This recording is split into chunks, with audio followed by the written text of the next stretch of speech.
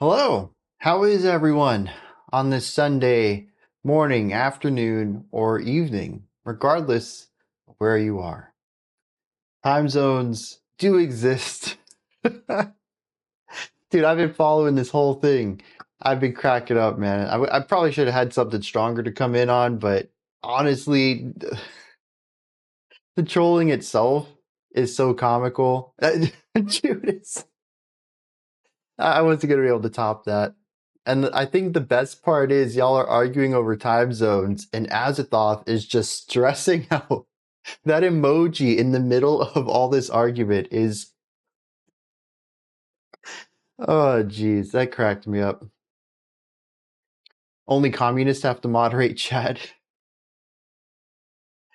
Oh, man.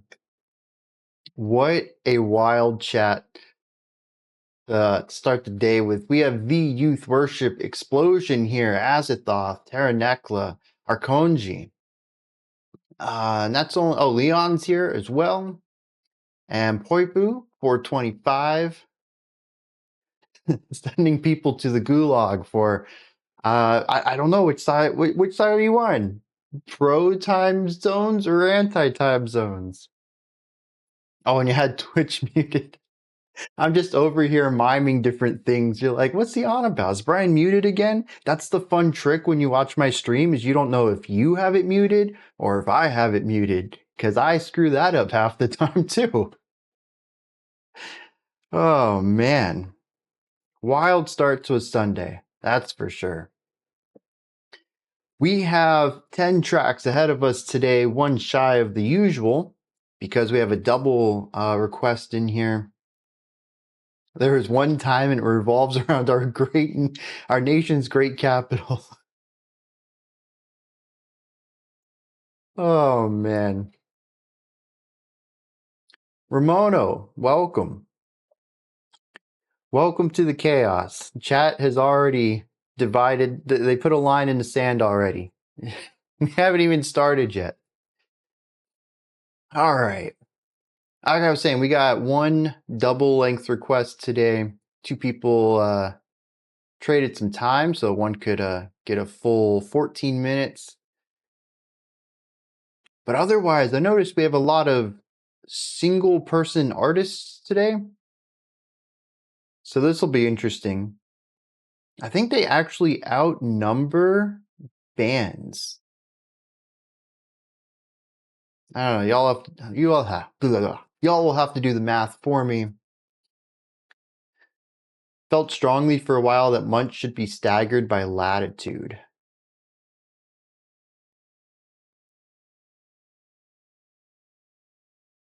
Like time zones for the calendar?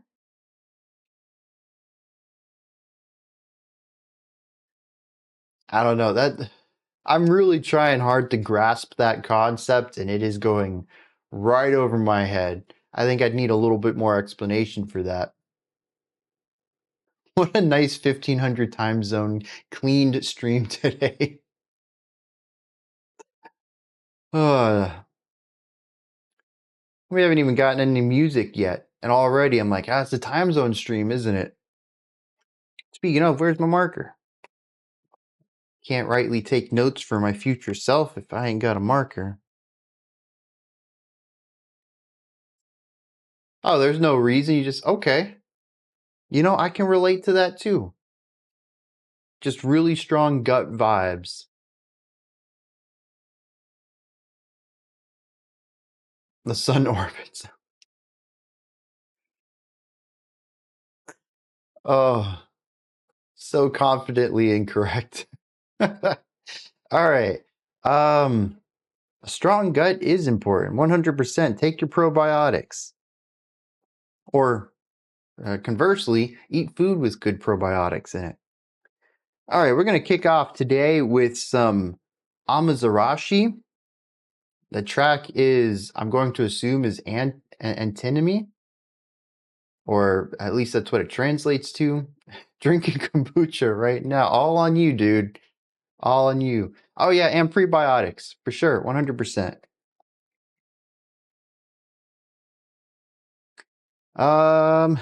Comment. Bam. All right, Terranekla has a music video with a 10-minute puppet play before the song, which the song appears during the credits. That's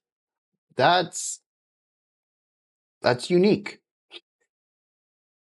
That all right, so that's the kind of artist we're dealing with on this track. I don't know what to make of this. Let's just dive into it head first and see what Amazarashi has in store for us. Postbiotics are late. I figured you're drinking kombucha. You said you enjoy it.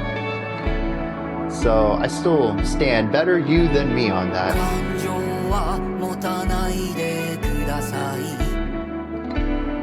Ooh.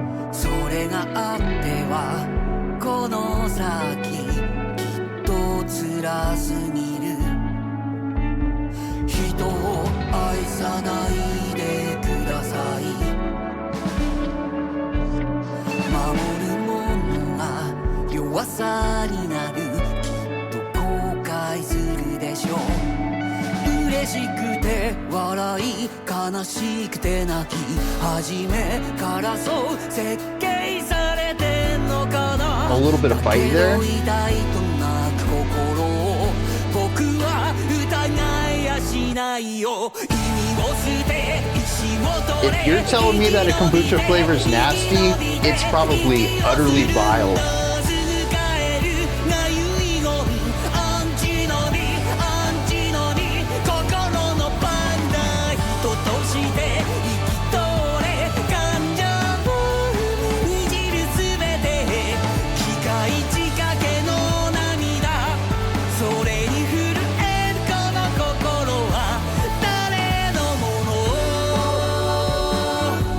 I like this. It's kind of bittersweet. There's definitely some brightness to it, but it feels lingering on the past, maybe?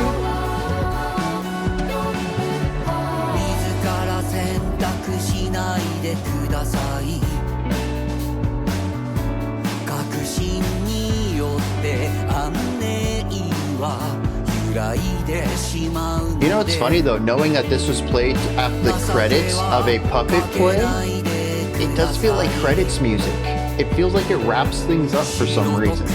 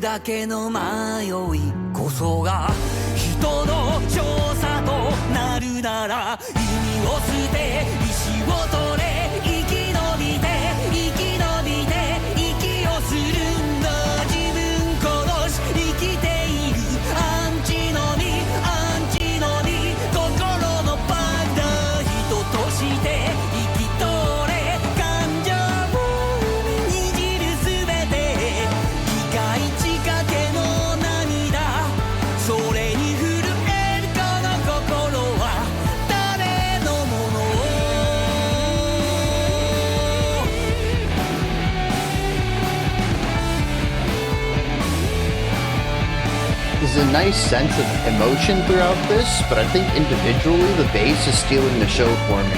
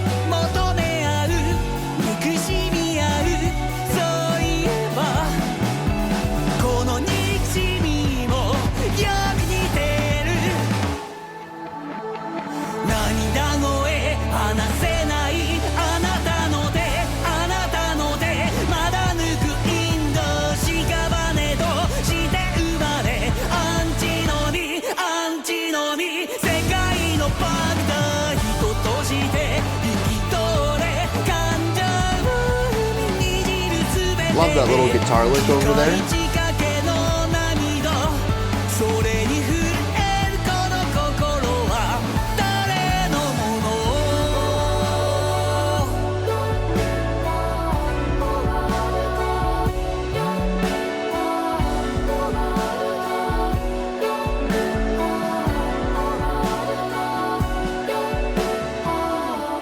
I like how I was kind of bouncing into those vocals, kind of dropping down on the accented vocal hits, but it was actually opposite of the snare accents and kind of filling in each other's blanks there.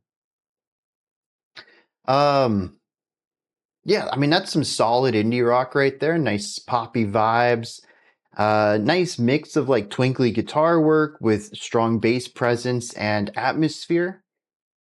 It does a great job of conveying, like I said, a sort of finality. It's the bittersweet element of wrapping something up, of having concluded and finished something and knowing that that project is now behind you, that you have to move on. Maybe it's been a big chunk of your life and it's time to do something else. And that's what the song feels like to me. And it does a great job of crafting that through the vocal delivery, through the chord progression, through the little twinkling atmospheric stuff and ornamental ideas.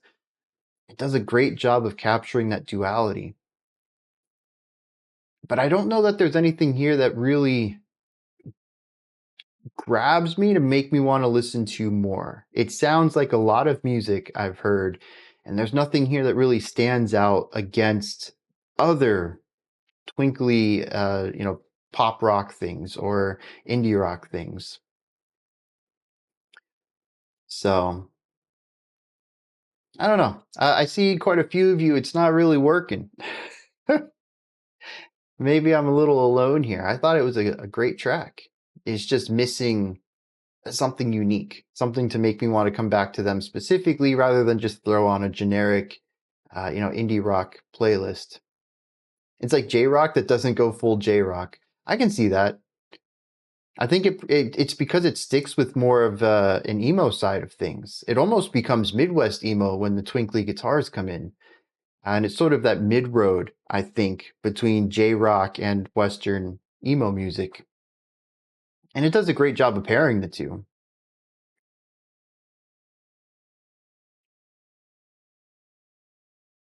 What's is antinomy not a word? Antinomy. It is a word. Against the law comes from ancient Greek. It's a philosophy.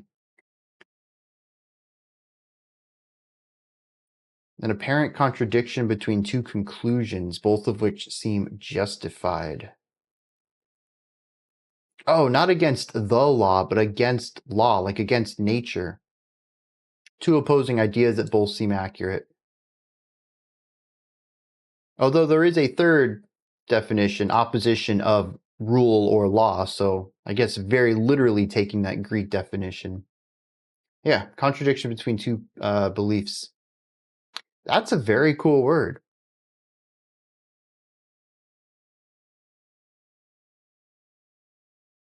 I'm gonna have to try to incorporate that. I don't know what I would use that, but it's one of those words you're like, when I get the chance, I want to be able to drop that because it's such a good, it's such a concise concept. I don't really have not a metaphor, a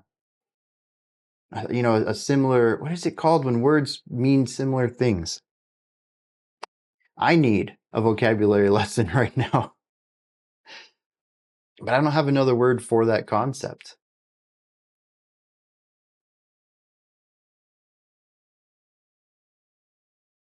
What is inchoate? Is that how that would be pronounced? Synonym. Thank you. Yes. I don't have a synonym for antinomy. I like to collect words like that. Although I also like to collect synonyms too, just because an expanded vocabulary is always a good one. Otherwise, you end up just calling everything interesting all the time. And then you get called out for it. It means developing. Very cool. Is there any context to it? Can you just use it in any case that developing would be, or is it a specific type of development? Because that's one thing I've done in the past. It's just like, oh, this is a synonym. And then I start replacing that where it's like, yeah, it's not always proper to use this other word in every context of, my original word. Linguistics tangent any percent. We didn't even make it 15 minutes. Although I blame this one on the song. At least we didn't randomly veer off into this direction. It is the song title. Hey, Charm Tiger, welcome. Has a connotation of early development or rudimentary. Okay. Very cool. Yeah, I caught on to that eventually. Might have been another word I didn't know though. I was like, contation? Is that it? Yeah, maybe? Just immediately sowing dissent over there. Somebody jumps in, hey guys, what's your take on time zones? We have to know which camp to put you in immediately. Dang, time zone police over here. All right. That's also going to seem really random to Charm Tiger. They're going to be like, what? What about time zones?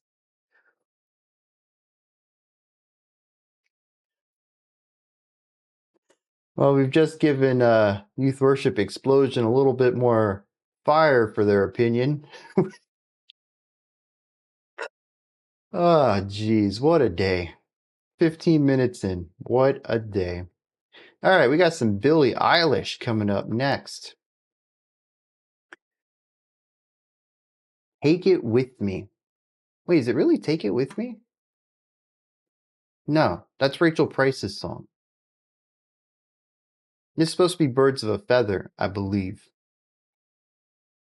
See the comment? Genuinely one of my favorite mainstream pop songs of recent years. Just a really well-made, beautiful tune. All right. So I'm going to assume that that's just Birds of a Feather, but I want to double check it. Assuming is just a terrible way to go about doing this.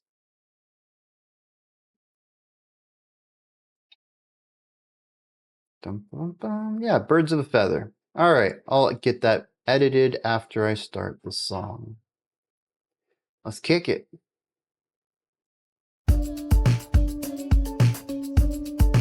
Okay, I'm already on board.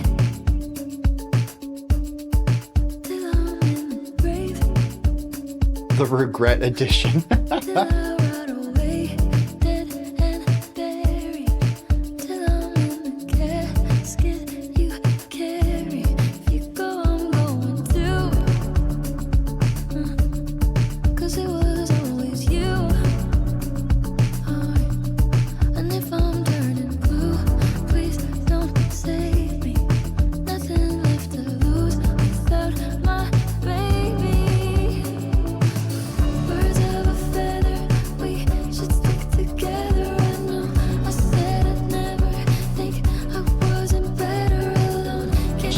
So bright. It's so feel good.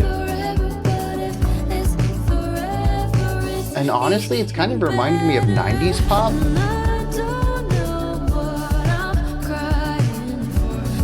I think a little bit of it is the production, but I think the chord progression is just really retro.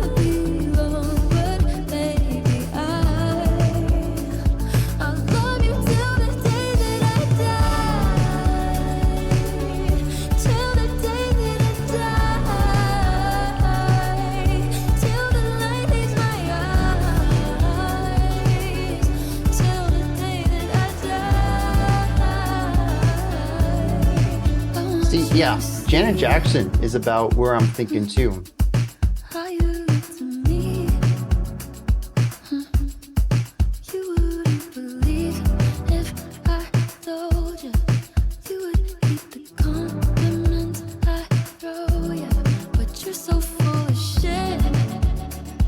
The reverb on that.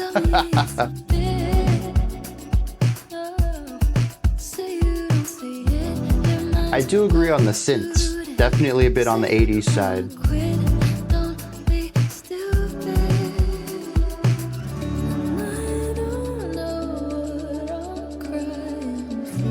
Yeah, it's just a really nice smorgasbord of pop across the decades. I think it can feel nostalgic for pretty much anyone.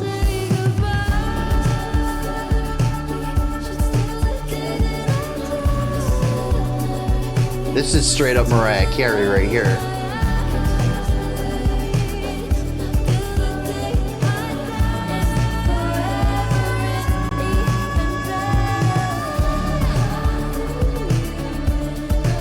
It's very cool to hear Billie doing that belting on the background vocal. So much of what I know from her is this softer presentation.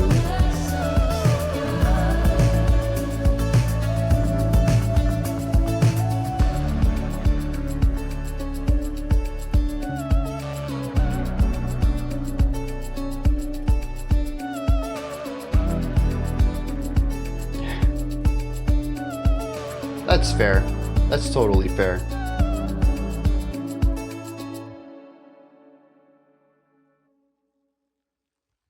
Yeah, that's it. I enjoyed that. It's a song that I think has a timelessness to it, at least right now. It definitely feels of the last 4 decades, which is kind of crazy. You know, it's not easy to pull that off. And I think that they did a great job capturing that on the production, on the composition, the chords, on the vocal work. That's the most you've heard her put effort in. She's always controlling her volume very carefully. Yeah. And I've always heard that Billie has a great voice, but just what I've heard from her, it's all, you know, the really quiet, whispery stuff. So it's very cool to hear more power and support to her vocals and getting up there in range too, away from the falsetto. I finally got a chance to hear that side that her fans have told me exists. Very cool.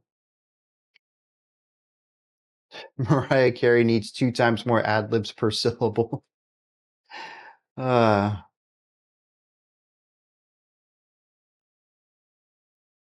wait, she did a James Bond tune? Granted, I haven't kept up with James Bond in quite some time.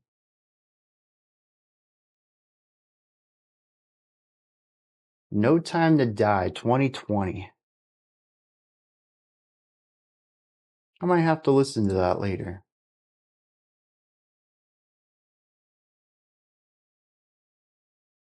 Although this album art for the single looks familiar. I wonder if I did listen to this sometime?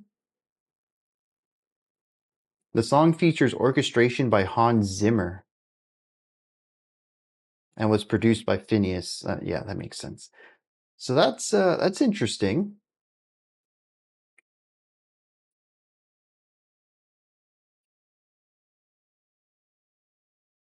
You question our Christmas queen.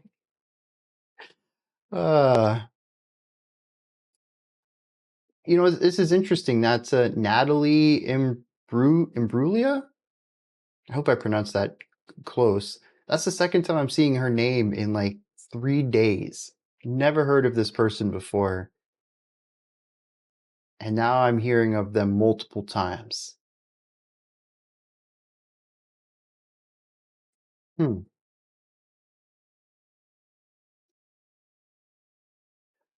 back to this song though, I think it's really well done. It's feel good, it's catchy, very positive. It's just it's interesting because parts of me just wants to say that it's very calculated, that it's designed to cast as wide of a net, and I think it does. I think that this is going to catch a lot of people's ear, but I don't think it's because it's inoffensive in any way. I don't think it's focus tested to be as well liked by as many people as possible. I genuinely think that it all comes down to the fact that it captures kind of feelings and sounds from multiple decades of pop and incorporates them all to where somebody will find something about it that they like. Maybe not all of it, but there'll be something in here for everyone. And I think it does a great job of doing that. You know, so often when I feel that something is designed to be as frictionless for as many people as possible, it often comes off as just inoffensive, boring in a way. But this doesn't. I think this is well done. Lots of great ideas in here. And of course, it ends with the dual vocals, the ad-libs in the back, very, very classic pop sounds. And I don't know, it just works for me. I don't have a lot of stuff to lean into on this. It's just infectious, catchy, Positive, vibrant. I dig it. Natalie was a huge hit in the 90s. Interesting. And yet I've never can't keep up with all this Bond James Bond. Torn was huge. Never heard of Torn, typical YouTube reactor. Oh man. Career in soap opera was longer than her music career. Oh, interesting too.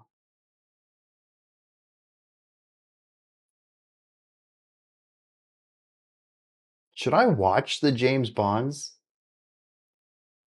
I've seen the Pierce Brosnan ones, all of them, and Casino Royale, I think. The first one with Craig.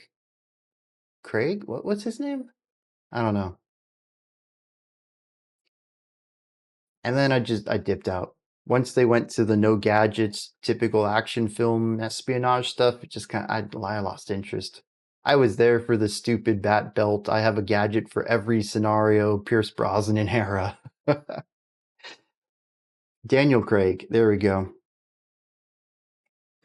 I don't even remember the twist of Casino Royale. I don't remember anything about Casino Royale, honestly. Other than a car flipping like a million times on the edge of a mountain. Might not have been a mountain. Might have been flatlands, actually. It just kept flipping though. It never stopped. It defied gravity in physics.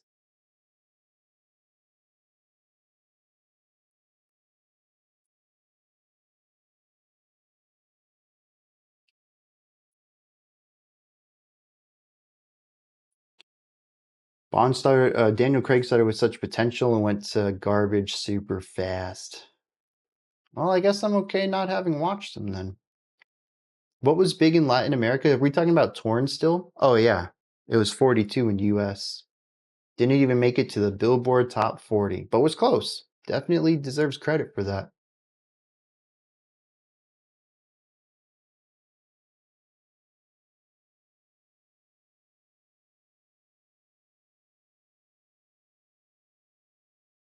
Anyone likely to get anything out of a Bond film has seen them. Gotcha. I don't know, maybe I'll add that to my list. It's been a while since I've seen one. Let's see. Next up, we have an interesting track simply because it is quiet and dynamic.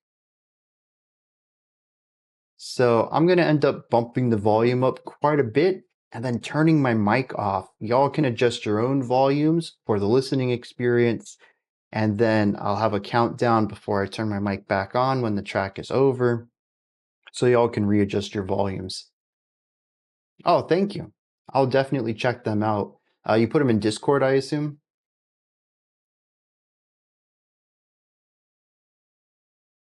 They tried to mimic Jason. That's what it is. That's what I've been trying to figure out, why Casino Royale and the trailers to like Skyfall and whatever else never really clicked with me.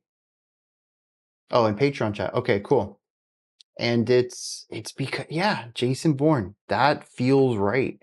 You just put into words something that I've been feeling in my gut for decades. Decades? No, probably a decade.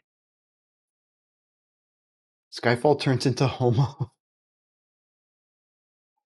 No, the youth worship explosion. You are not allowed to be a mouthpiece for me. I have no idea what you would end up saying. It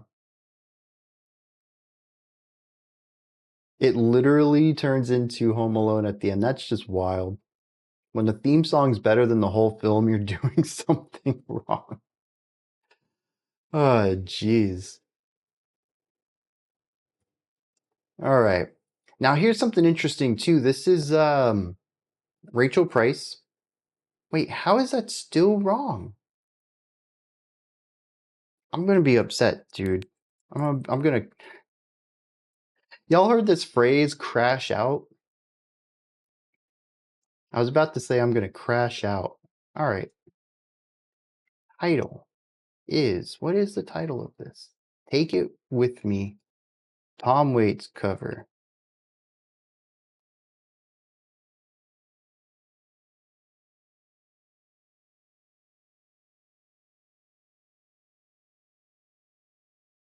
All right. There's got to be something. I think I have an issue somewhere. All right. Anyways, crash out meant going to sleep. Dude, that's what I thought. So, like, the kids have been saying, I'm going to crash out. And I'm like, okay, so you're just getting wiped out? You get, like, so emotional, you just pass out or something? Like, I can get that. No, if you crash out, it means you're going to throw a tantrum. You're just going to, like, freak out. I don't know, man. That is not what that phrase means to me. But I hear these kids say it all the time. So there's your modern day lingo, your Gen Z lingo. What is this called? Lesson. Gen Z language lesson for the day. Yeah, dude, crash out means something different now. Yeah, like crashing a computer. Oh, see, when I think of crashing a computer, I think it shuts down. But the idea of just like crashing, of breaking entirely and going against the expected form, yeah, I can see that. Whippersnappers.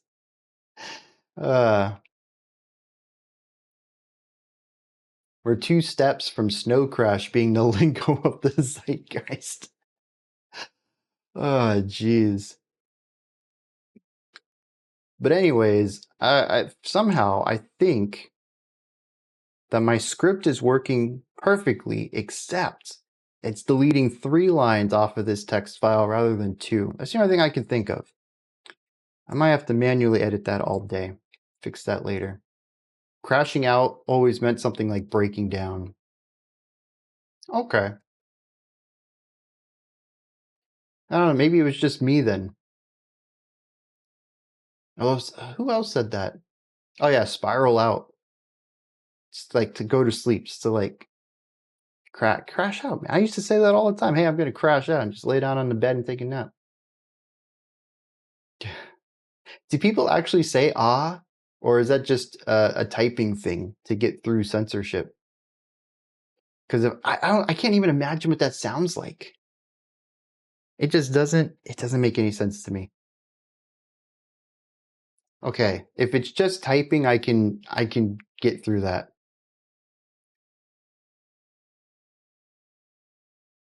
I got half of that. I got for real, and I got on God. I don't know what TS and PMO is though. I'm racking my brain. I try to keep up with slang. I try to keep up with acronyms. If nothing else, just to embarrass people. Your dad's talking like that? Anyways, though, let's get back to this. Rachael Price, Take It With Me. This is a Tom Waits cover. It's live from here with Chris Style. Thiele. That's what it is. And we just had another performance from this show last week, was it? And then we also had Nickel Creek, which is a Chris project too. He's been presented on this channel a lot recently. So it's naughty words. Okay. I'll have to look those up later then. Let's dive into this. Let's see what Rachael has in store for us with this Tom Waits cover. I'm going to go ahead and mute my mic. Be back in a second.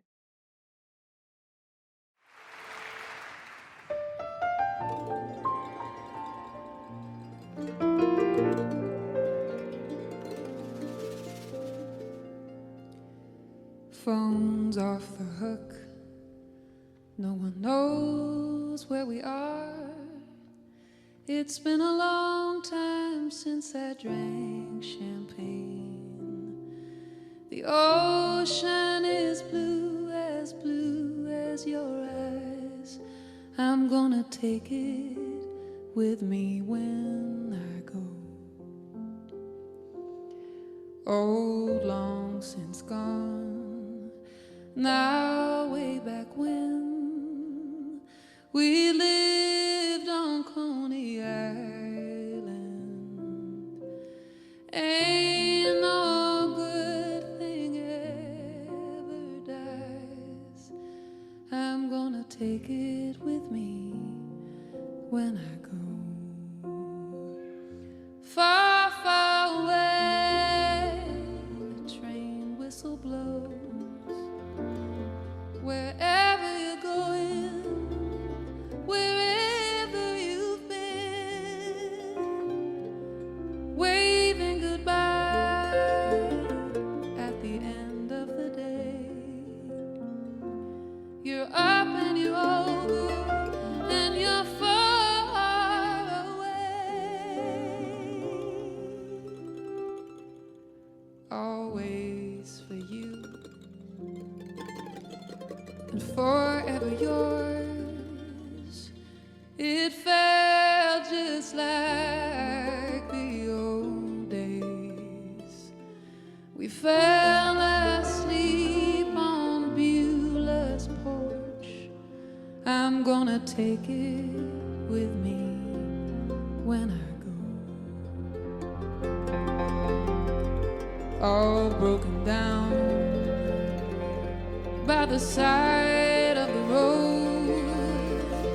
I was never alive or more alone.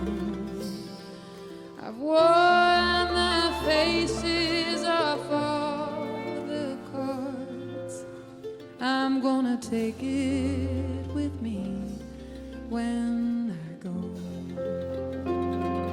Children are playing at the end of the day. Strangers are singing on our line. It's got to be more than flesh and bone. All that you love is all you've owned.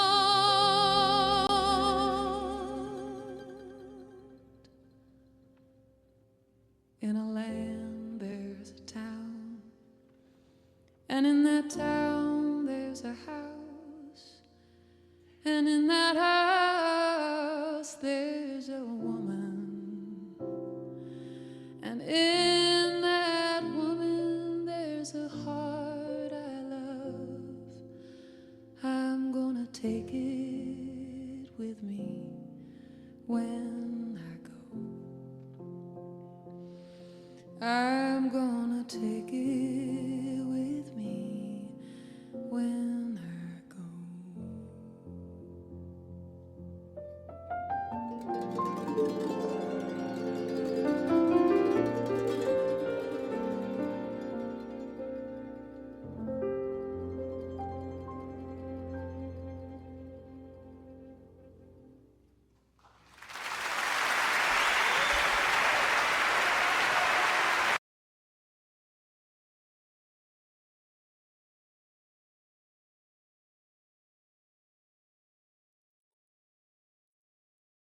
That was phenomenal.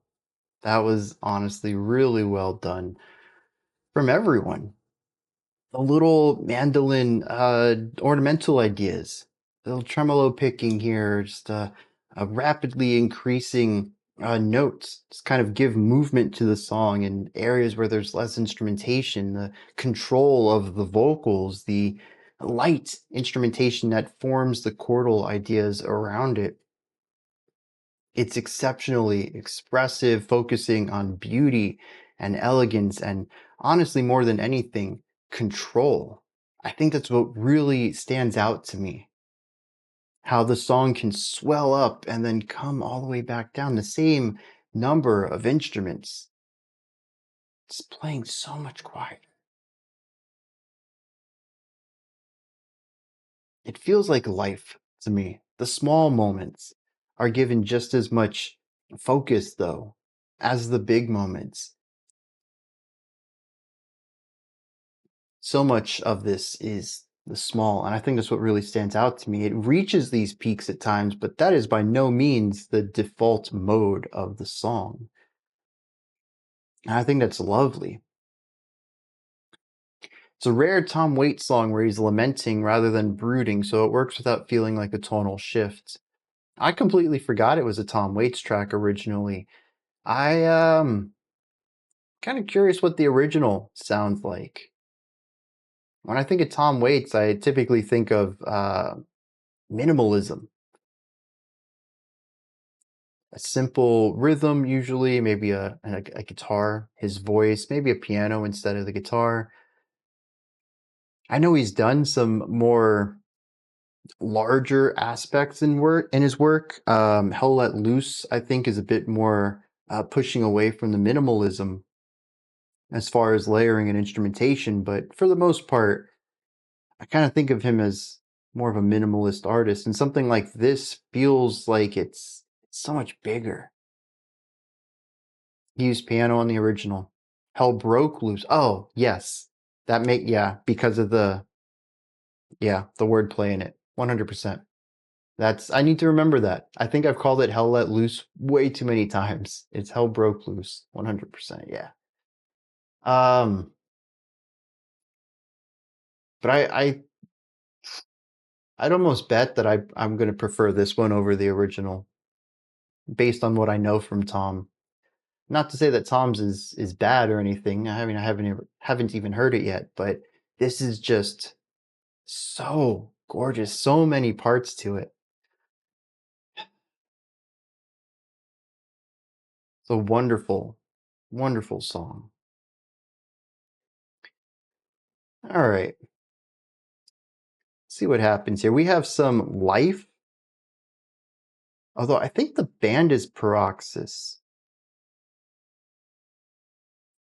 No, the artist is Life. Okay.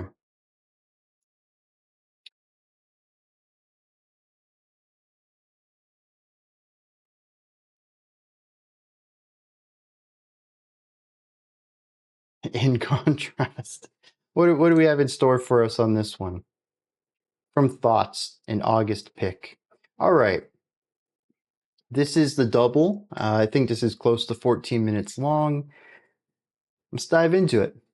I think the ones that came your way tend to be the abnormal Waits tracks, actually. He's usually fairly loud and aggressive. That's interesting, because I've heard a couple like that, but I think on the whole,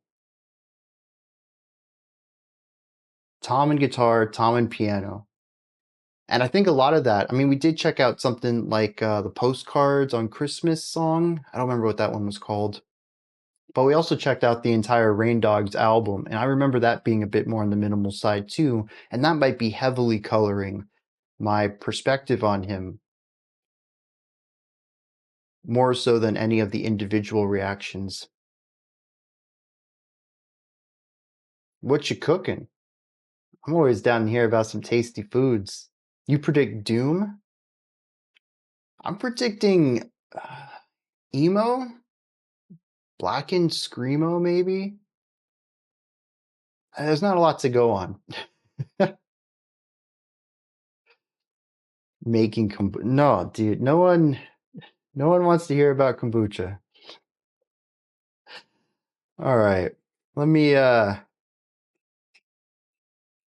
set this volume. Let's dive into this. Oh, it's not Blackened Screamo or Doom. Well, let's dive in and find out what it is.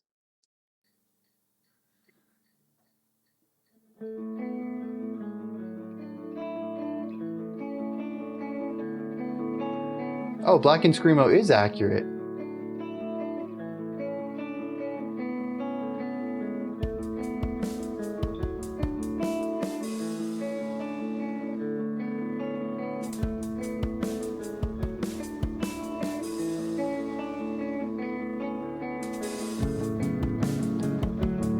Somebody else gave their 7 minutes to Thoughts in order to combine them for a larger one.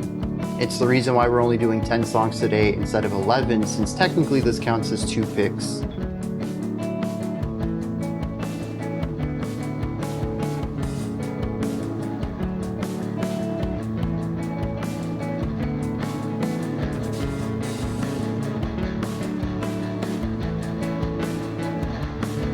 So far, I'm digging this though.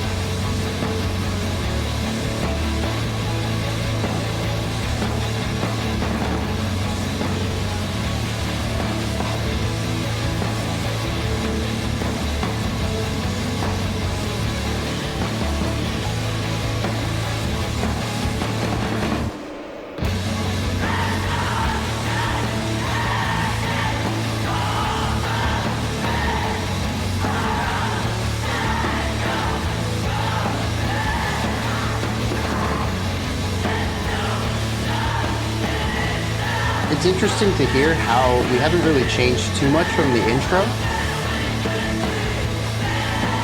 but this is definitely a more aggressive sound.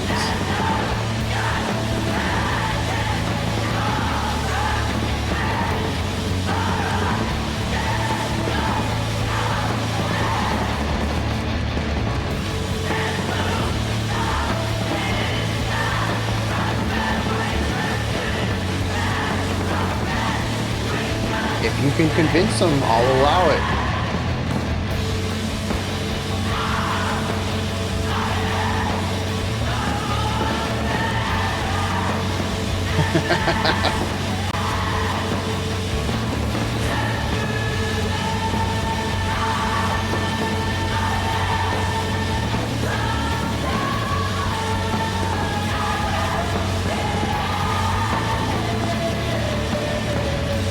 No, I don't think we've ever had three people come together to put their time towards one song.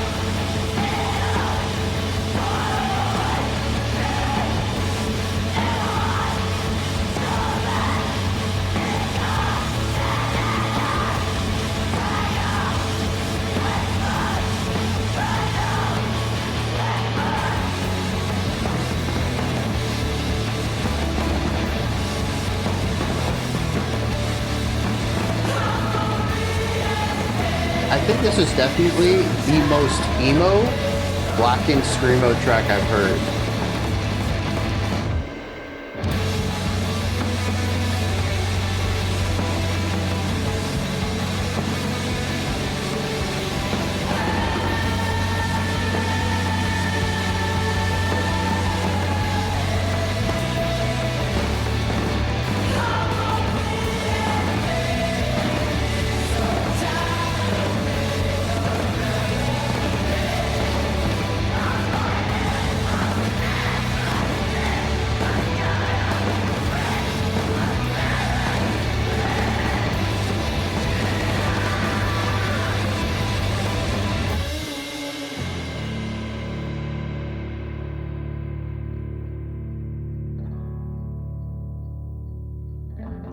Honestly, I think that's it right there. This is an emo track with a slightly blackened production, particularly just pushing the vocals into the back, putting a lot of extra compression on top of it. But musically, the guitar production, the bass production, this is just an emo track right here.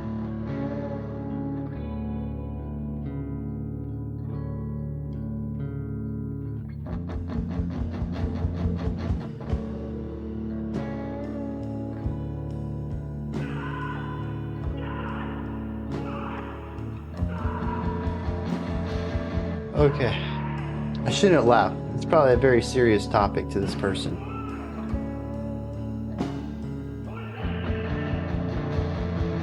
It's just such a stark juxtaposition. This very calming music.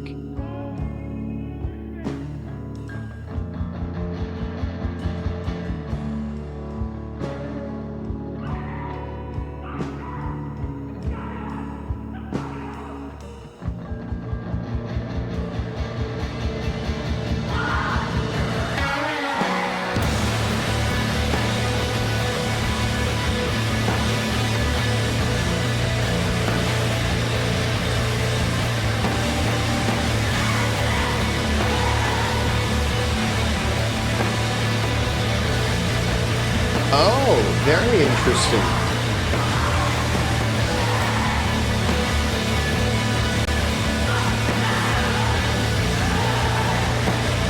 I can't say I remember the first one too much, but Sadness. I do remember Sadness.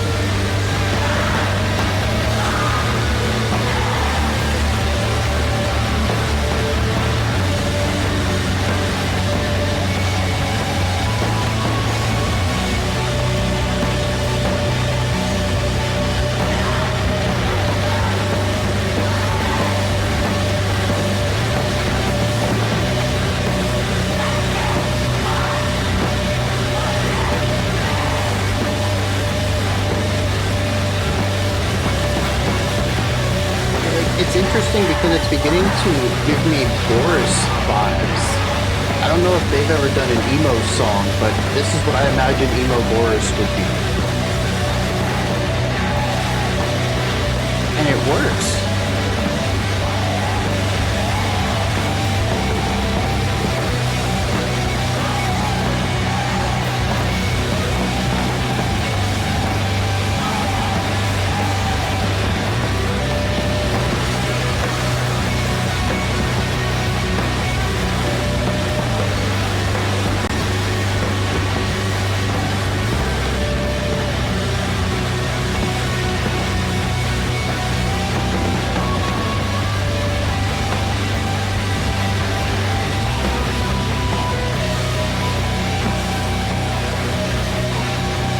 The journey that the lead guitar is taking me on here is wild.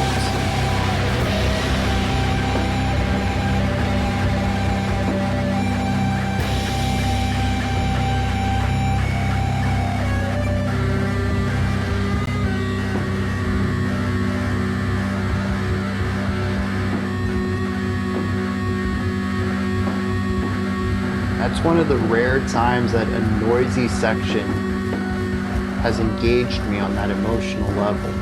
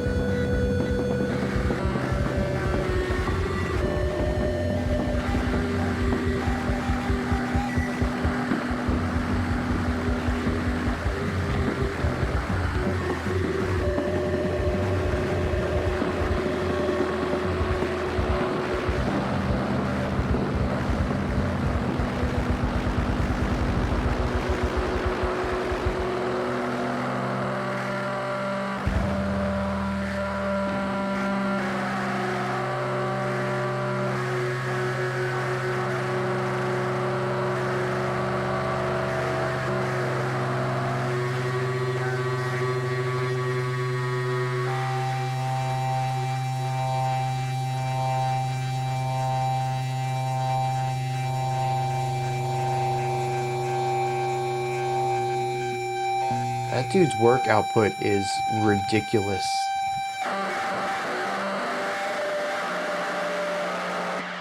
Five albums this year for just one of his projects.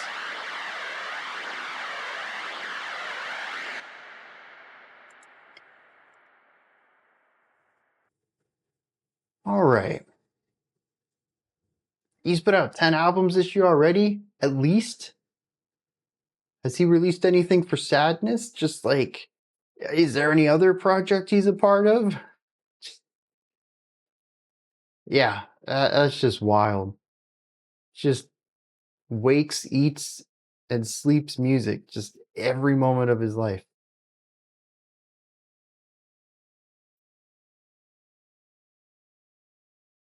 Well, yeah, I suppose once you kind of have your sonic profile, you don't really need to worry about the production tweaking.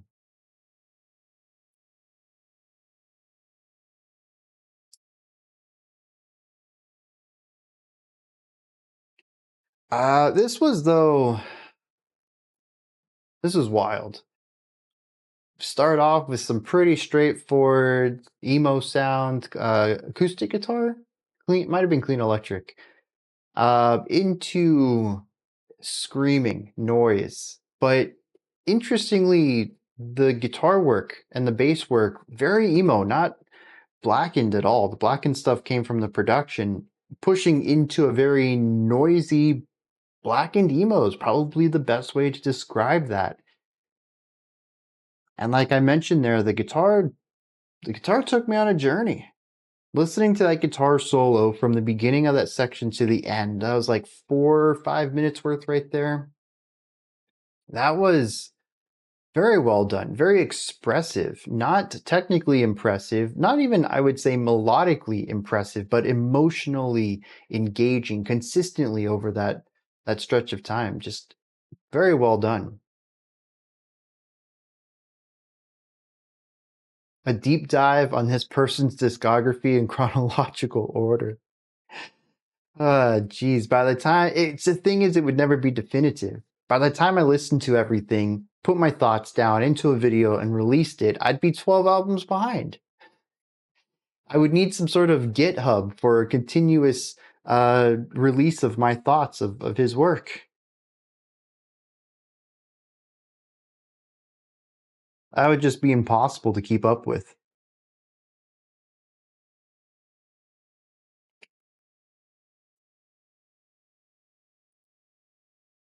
But you've listened to most of his stuff, even just once. I don't know how long his albums are, but just knowing that there's hundreds, maybe even thousands of albums out there.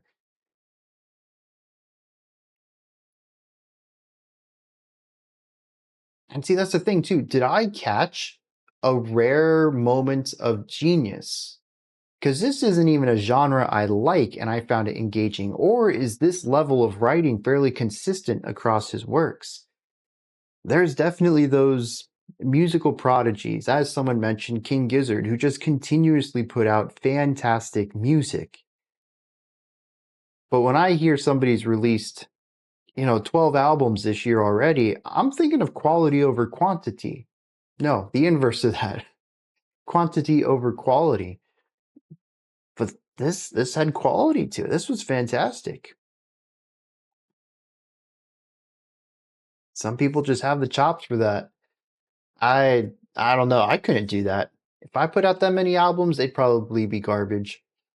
I'm not even gonna even try to lie about it. Yeah, dude, this was really well done. Something I noticed too is that I think there's a very fine line that's very blurry. I don't even know if I could tell the difference between what makes DSBM vocals and what makes more of the damaging screamo vocals. I think they're kind of in the same camp of vocal delivery. And I think that's one thing that really helps here, bringing Blackened into the realm of emo, is that the vocals are one of those areas where the Venn diagram overlaps. Consistently great. Paroxis is a highlight, but I like his sound and style. Okay. Some of the more extreme screamo feels like DSPM. Yeah, 100. DSPM.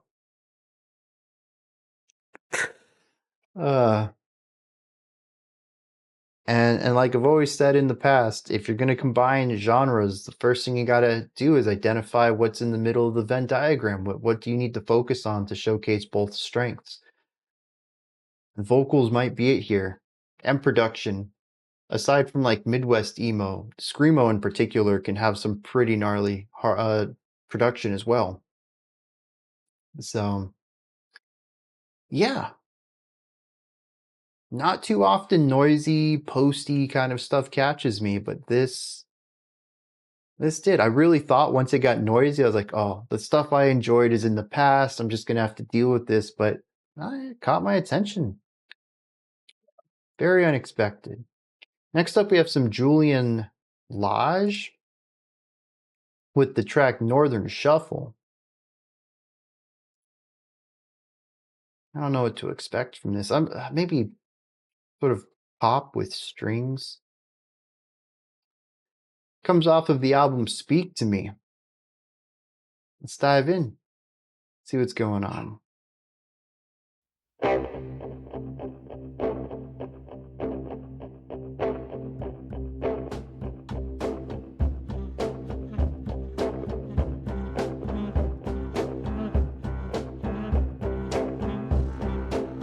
I don't think we're going to go in this direction, but I'm getting some honky tonk vibes.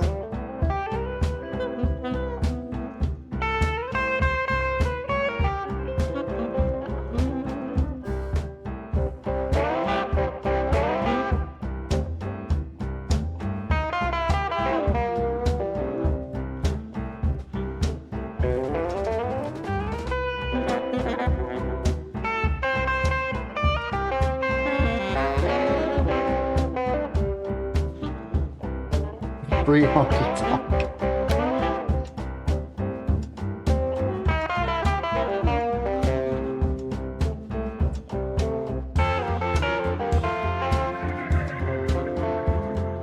I think Avant Tonk is better than Honky Guard, that's for sure.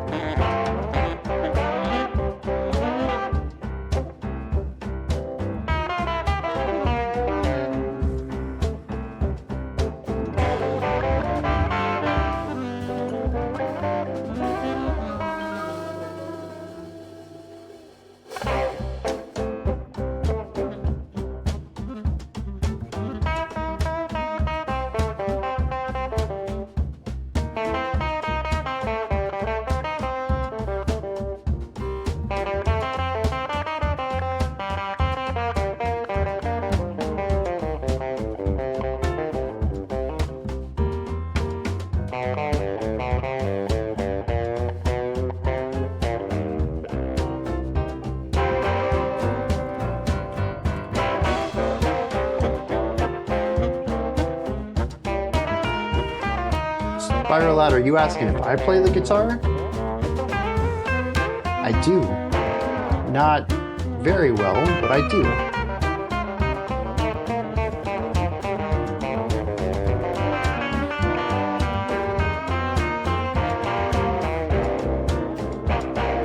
Yeah, I got a 7-string guitar and a 5-string bass. I want to learn hurdy-gurdy, that's for sure.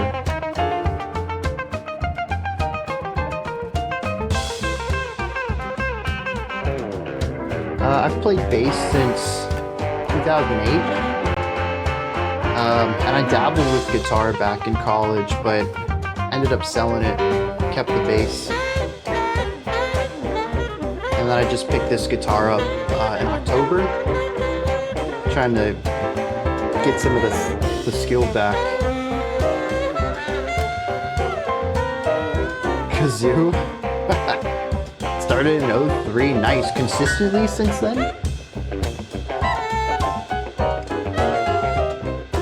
Dude, these, the harmony of this song, man. Guitar sell out.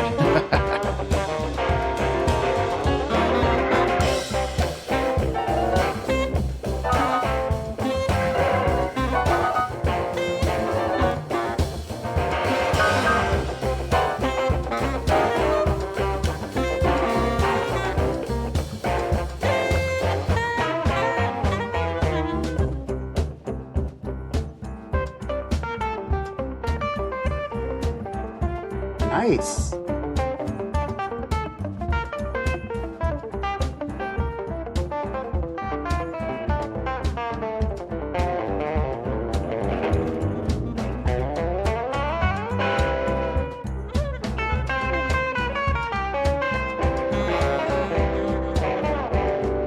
That's really where I'm sitting on this too, Ramono.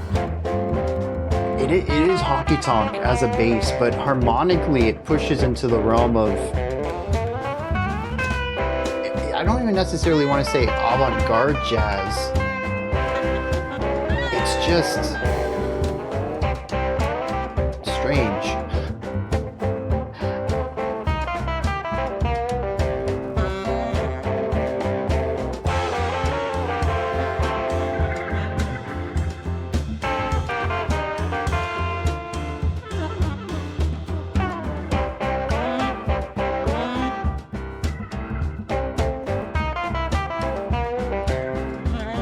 You know what? I like that. Tonky honk. Honky tonk that's just a little backwards.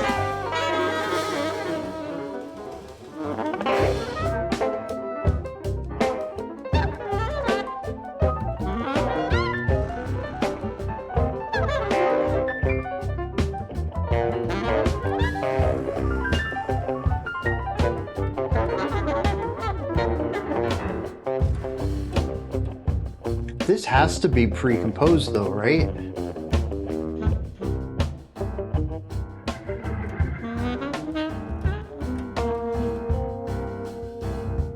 Lovecraftian honky tonk. I can get behind that too.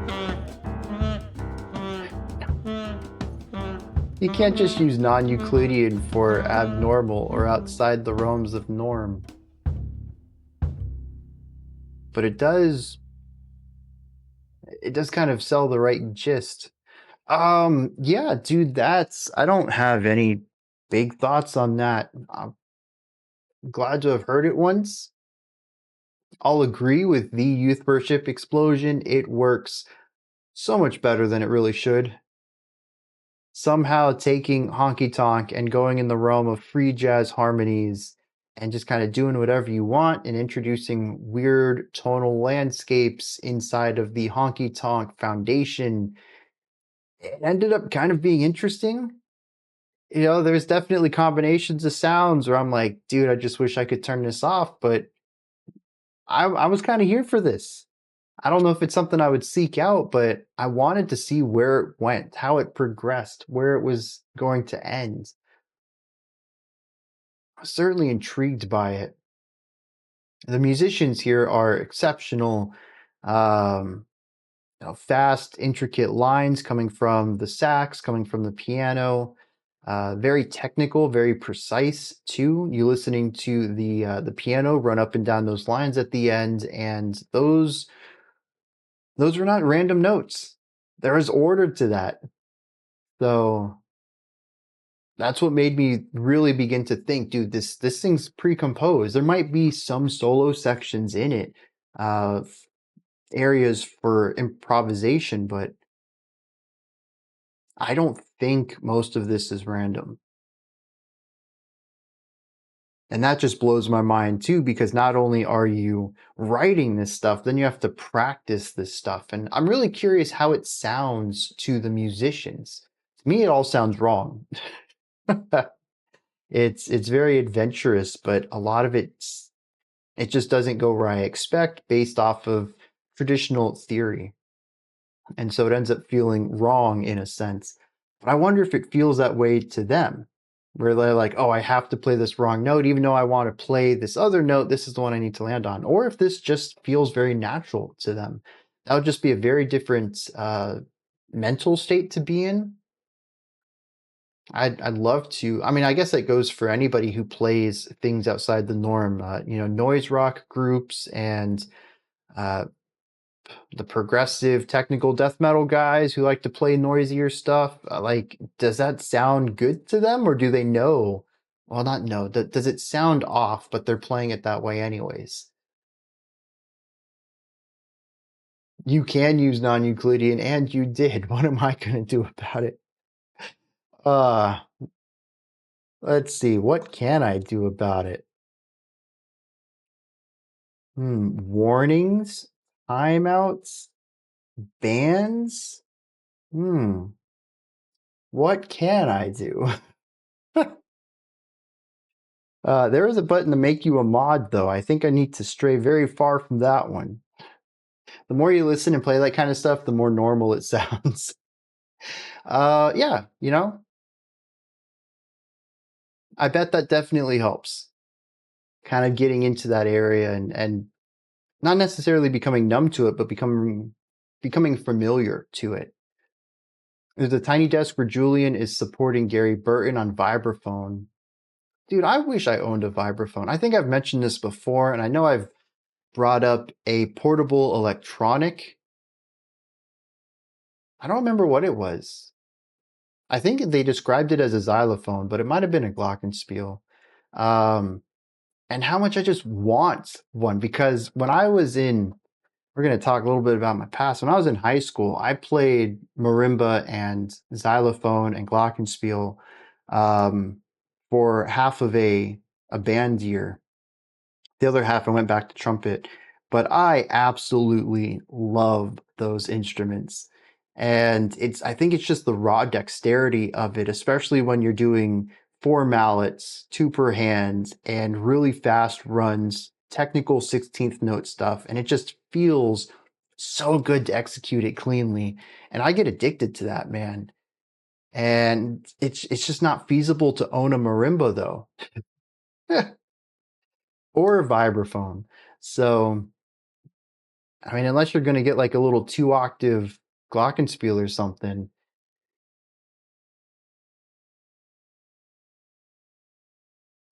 it takes up so much space. And I want one so bad. You were hooked the moment you heard them on Astral Weeks? Yeah, I don't know what Astral Weeks is, but vibraphones are just, they sound so good. You can replicate it on a keyboard. Yeah, 100%. But to me, it's not so much the sound of the instrument, it's the performance. It's the dexterous side of it. I mean, I guess technically, you thought all modern phones were vibraphone. Are they? Is that the? I thought a vibraphone was a specific kind.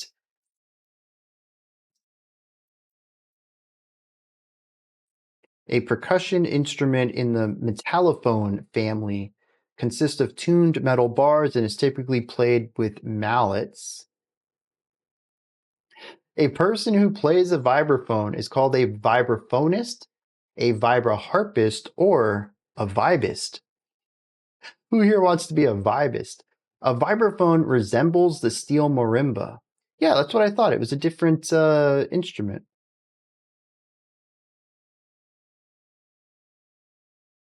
Oh, well, here we go. We learned something else today. The vibraphone is not an umbrella term for this. It is another instrument. But we all now know. Vibes have pedals to control the reverb. Yes. I don't think glockenspiels do, but marimbas do as well.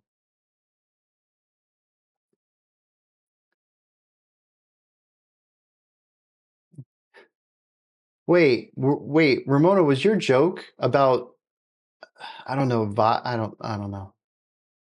I'm just gonna move on before I look dumb. It was a joke. Okay. I don't know quite how to explain it, but the idea of vibes and phones and smartphones being vibe based and social media, that's where I was going. I don't know if I was in the right direction though.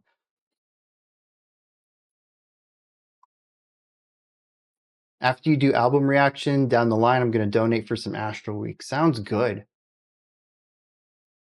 Anything with vibraphone, I'm down for.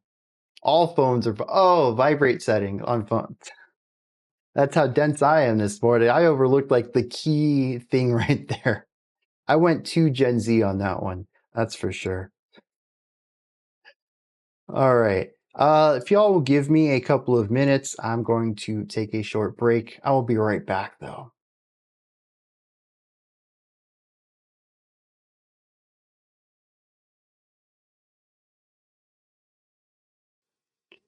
Alrighty. You have an HOA meeting today? Yeah, I'm with Worship Explosion. Not a fan of them. Need some music to play when I'm AFK. I need, yes, 100%. It is in the plans. I don't know when it'll actually be enacted, but intermission music and stream is starting soon music, I just don't know how to implement it yet. That's the problem.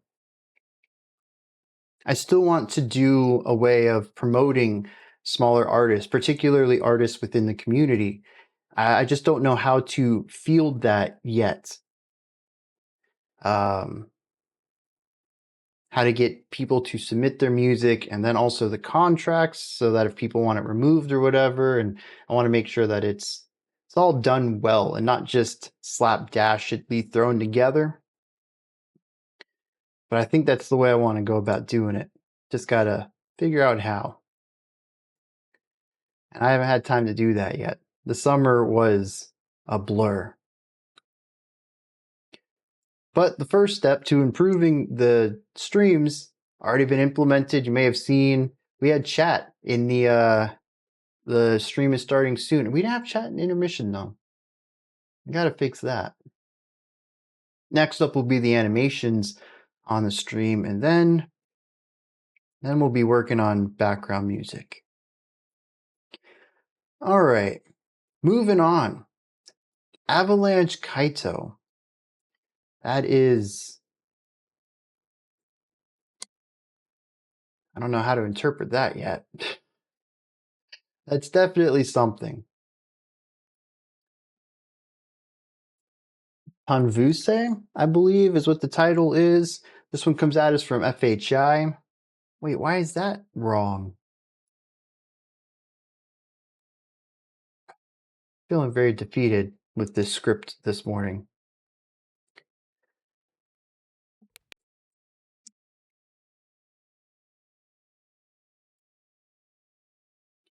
All right.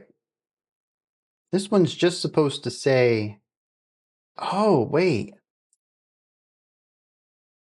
Dude, did we not do context for Julian? Julian came at us from John.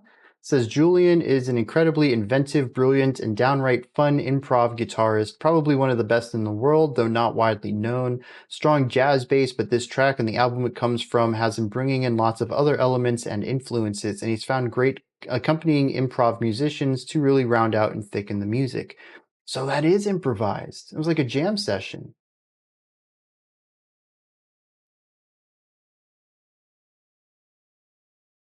Avalanche Kaito are an experimental rock griot band from Belgium and Burkina Faso. Interesting. Yeah, because the only thing I have for comments for this one, it just says Livestream. Oh, sorry, Livestream. All right. Let's kick this. Let's see what's going on with this one, because I'm kind of intrigued by it. I'm not sure. Experimental rock. That part makes sense to me. We'll see about the rest of it. Tamborero,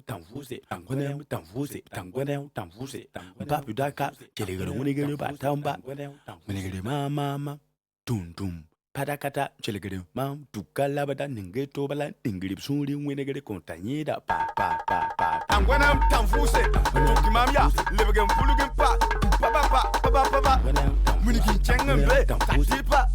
This is very groovy. Tangwena, Minikin Mam, Totoroto, Atata, Winigate, Babila, Chumpa, Dikumbuki, Livigate, Poli, Labra. And when I'm Tamvusse, Tukimamia, Livigan, Pulugan, Papa, Minikin Chang and Bay, Tipa. They're going to go ya, Ningibusuri, Kuga. Tangwena, Minikin Mam, Totoroto, Atata, Winigate, Babila, Chumpa, Dikumbuki, Livigate, Poli, Labra. Burkina Sebo, Belasiki Sebo, Burkina Sebo, Belasiki Sebo.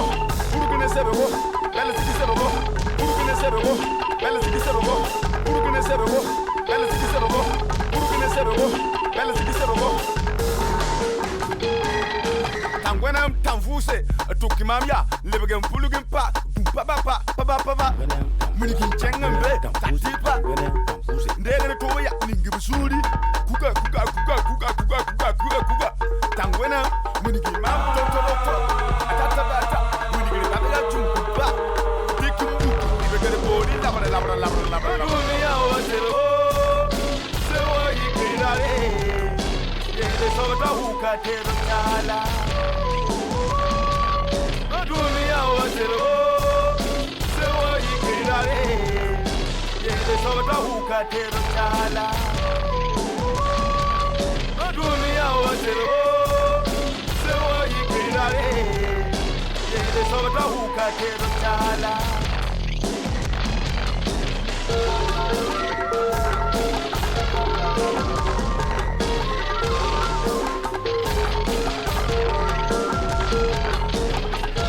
The sheer layers on this. Every time they add a new one.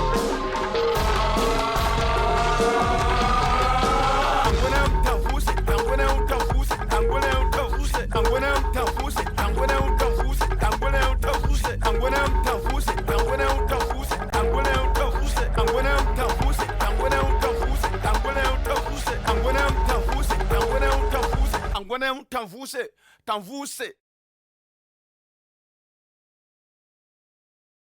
All right. Very cool stuff. So I also did not know what a griot was. And it looks like it can be pronounced with the T or without the T sounds. Though I'm curious what the traditional way is of pronouncing it. It's a storyteller from Western Africa. They have an oral tradition of passing on music or poetry or stories.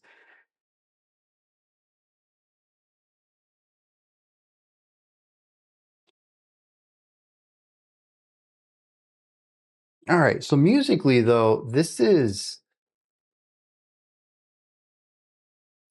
all rhythm. There are some elements of harmony. There are very few. Melody, a little more common, but still pretty rare. A lot of this is rhythm, though. Right from the start, we have the vocals coming in. There are pitches to them. There is this ostinato, this repeating loop of notes, but what I really get out of it is the rhythm. And it begins layering within the vocals. Before any other instruments come in, we're already seeing rhythmic complexity. And as more and more instruments come in, we have pitched percussion. And all of these pitched percussion instruments come together to form stuff that can feel melodic, that can feel like riffs or loops, or actually loops would be more appropriate for this since there is a bit of an electronic element to it, at least as far as the composition goes. I'm pretty sure everything in here is, at least it sounds like it's acoustic. But a hyper focus on rhythm, on polyrhythms, on layering of space, of saying, okay, with these instruments, there's this room left over. Let's add these instruments, fill that space in. Then let's add more instruments and fill in what's left. And it really is about trying to incorporate as many notes as you can into something that still feels groovy, that still has that rhythmic component to it. I'm kind of curious what's being sung here. I don't know if it would have anything to do with the music and that it would make me understand the musical side anymore, but the idea of this person being a storyteller. I really want to know what the story is on top of this. Yeah. I mean, in a lot of ways, I think I would probably relate this more to hip hop than anything else, but there's a lot of rhythmic complexity to it, and it's a song that musically continues to evolve over the course of the track. So I really enjoyed the musical side of this. It ended up working for me a lot more than I expected. The video is a big part of this. I'm curious about some of the imagery in the music video. I don't know that I necessarily got a story out of it, but it does seem like the visuals and maybe even the dance are part of the music as well, part of the story. Very multimedia in that way. I mean, even right here, a pure white room. That's certainly a choice. And I don't think it's something that, here's just an empty room, let's put the music video in. No, it feels like something they sought out. So yeah, I agree. That probably, the aesthetics of the video probably play a lot into it too. All right, Soda Stereo. I have no idea what's going on with everything today. All right. And Remolinos, I believe, is what's going on there. Do we have a comment on this? Comes from Ramono. Soda Stereo was the biggest rock band in all Latin America for a while. This song is my favorite, and it was the composer's favorite. Gustavo Cerretti, guitars and vocals. All right, let's dive into this. In Twisters, okay.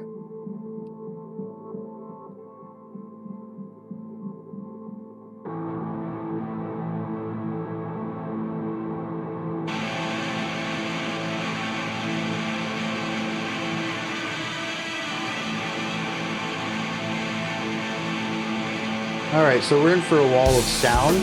For some reason, I wasn't expecting that.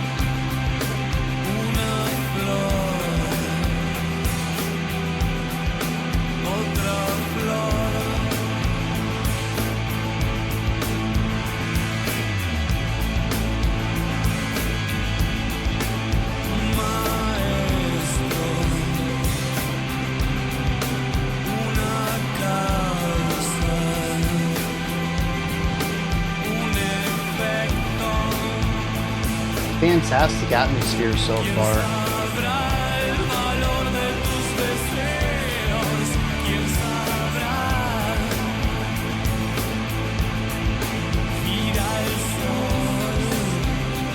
I think overall I'm getting more of like an alternative rock sound, but the guitar specifically, I wonder if anybody else would classify this in shoegaze.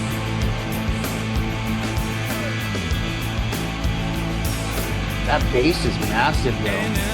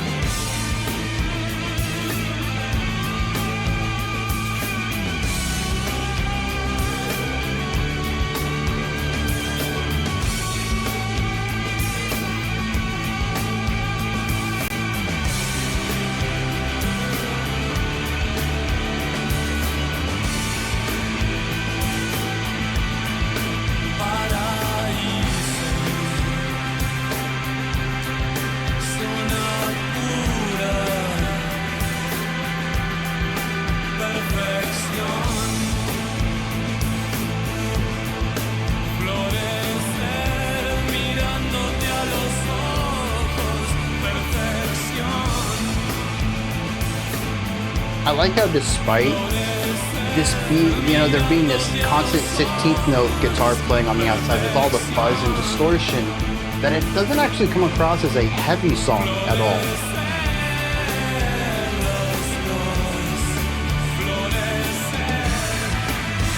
It's played more as a texture than a weight.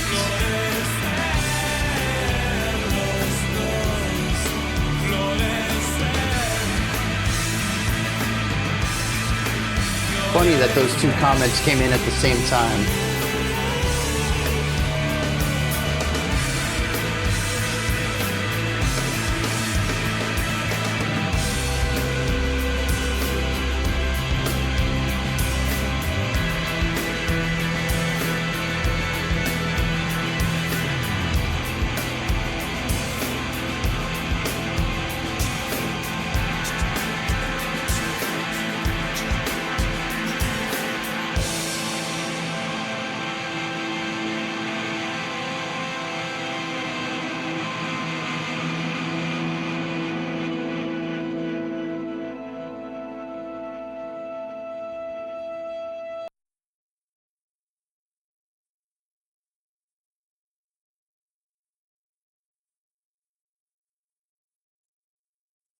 Well, that's certainly a phrase. It's a bloom while looking into your eyes. I dug it. I don't know if it's something I would seek out, but I think it does a great job of kind of merging the atmosphere and density of shoegaze with having all of that compression and distortion on the guitars, the constant picking, with something of a bit more alternative rock in its chord progression, in its vocal delivery, and its catchiness. And somehow, despite all of the sounds existing, it comes off as light and effortless. Synapse had mentioned dreaming. Yeah, I do get a little bit of that, almost an etherealness, especially when we have the higher pitched, delayed guitar sound that comes in. Not really a note, just like, or not a riff, but just a single note. Kind of get this delayed sound from it. Very dreamy, very ethereal. And it ends up feeling very optimistic, very positive when we look at the chord progression too, which again, going with the lightness, this makes a lot of sense. Keeps it light and bouncy and positive, and somehow that fits within this wall of sound, which typically is used for weight, for filling space and making something feel extreme. Maybe that's what it's going for, to add an extremity to the etherealness. Their catalog is very varied. So not everything they play is like this then. Yeah, I might have to dig into more of that. Oh, and the bass too. I mentioned the bass during the reaction, but dude, I love what the bass is doing. A lot of it is a bit more on the simpler side. The textures and details and melodies are given to everything else, but the bass is large, it's vibrant. Ska, reggae, pop, rock, electronica, and definitely covering a wide gamut right there. Yeah, I enjoyed that. I can't believe I've never heard it either, as popular as it was. Although you both of you, Stringhead, I think, and Ramona both said Latin America. I'm curious why it never came over, because honestly, aside from the language barrier, which is probably the biggest thing now that I say it, I could easily have seen this on the radio in the 90s.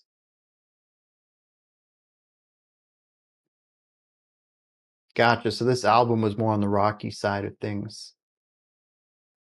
Cool.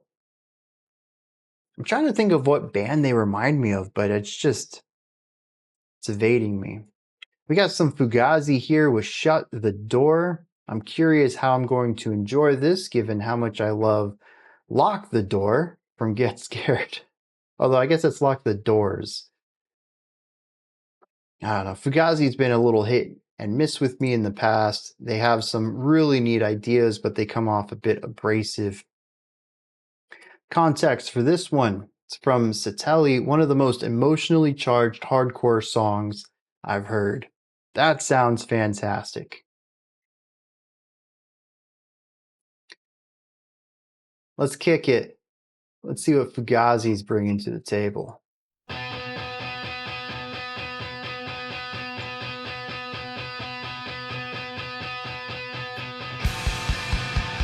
Oh, 100%. I think the first time I heard Fugazi, I was like, wait a second. Some of my favorite bands, I can hear their sound in this. So, yeah.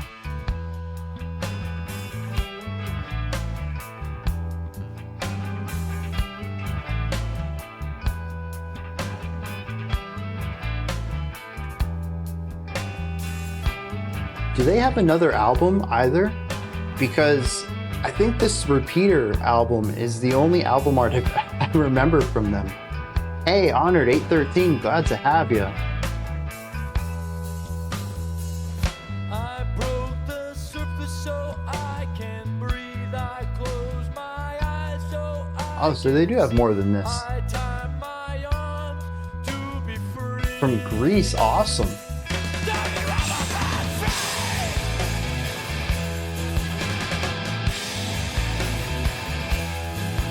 I wonder if that's why this is where I get the most requests then. I feel like debut albums are very popular for some bands.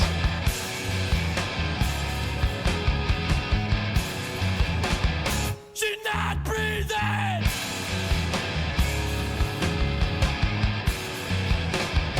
She's not moving.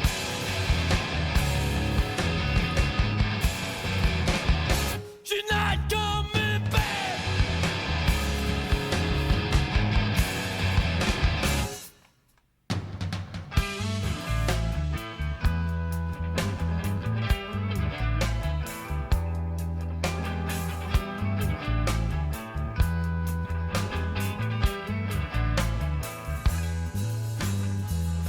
I burn a fire to stay cool. I burn myself. I am the fuel. I never meant to be cruel. Now you have a bad throw. There's an interesting dissonance between, or I guess division, between the intensity of the vocals and the intensity of the music.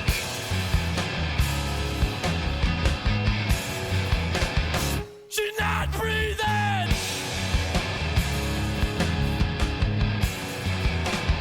She's not moving.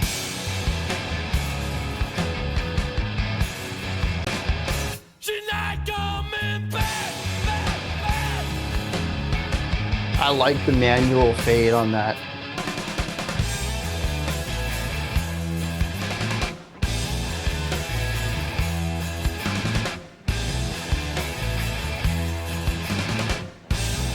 When did this album come out?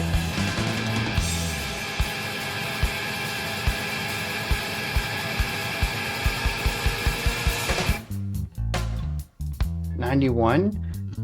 Yeah, I mean, it's kind of weird that in '91 we still needed music telling you not to assault women, but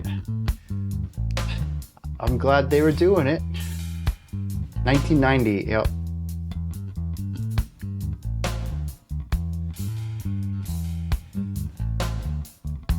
Honored, I have all of the reactions for today already scheduled in.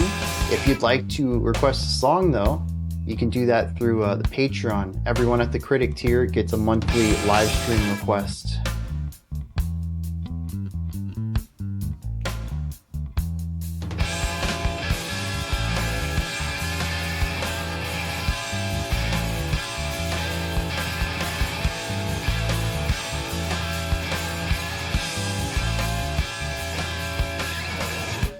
Shut the door so I can leave. Shut the door. That is the second line that just made me think, what?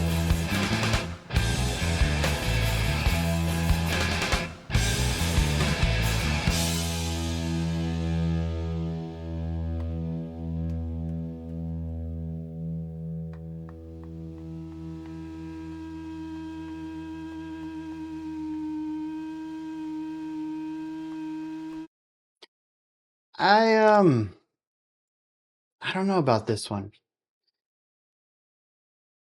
I'll be honest, I think this is one of their more palatable songs. I think I grooved with this one more, but I don't really get a lot of emotion out of it. And to me, there's still that very strong distance between the hardcore vocals throughout most of this and sort of the laid back atmospheric alt rock kind of 90s alt rock guitar sounds. The music just isn't aggressive at all through most of this, and the vocals are hitting like an 11 out of 10 on dramatics. And it just creates this schism for me. I think individually I like both. It just doesn't work for me as a song.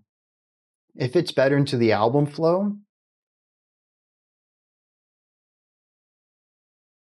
And that might be nice too, having this little bit of a lull musically. More than aggressive, you'd call it raw. I can see that.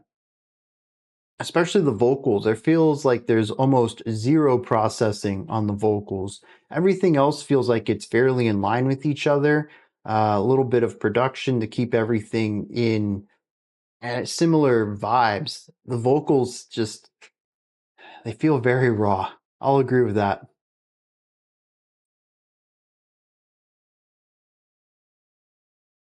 I do think that I would enjoy this with a remaster, though.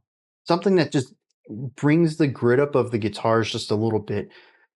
Particularly in the chorus. I think that's where it's felt most, where you hear these hard screams in isolation. He says the lines, and then the guitars come in. Then the band quits, and he says the lines. And I think just having this back and forth and the varying intensity levels really shows to me and really highlights the separation of the two parts of the song.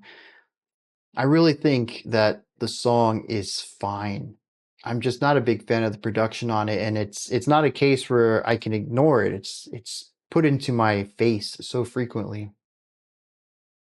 Even the tone of the guitars, bass, drums, like how they come out of the amp. Oh yeah. Yeah, I see that. They use zero pedals or effects. It's just like guitars into the amp, and then that's it. Wow. Just whatever distortions in the 90s. Did they have distortion built into amps in the 90s? I mean, I guess so. It wouldn't be as good as a pedal, though. At least I wouldn't think so. Big influence on Tamborero. Very cool. So yeah, I mean, just like I said earlier, like when I listen to Fugazi, I can hear a lot of my favorite bands. I don't think there's been any song that I've heard from them that I've really clicked with. It's more of like, yeah, I'm glad these guys existed. They paved the way for so much that I love. I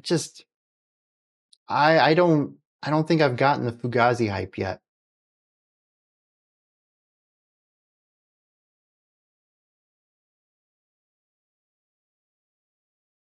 I think I've heard Repeater.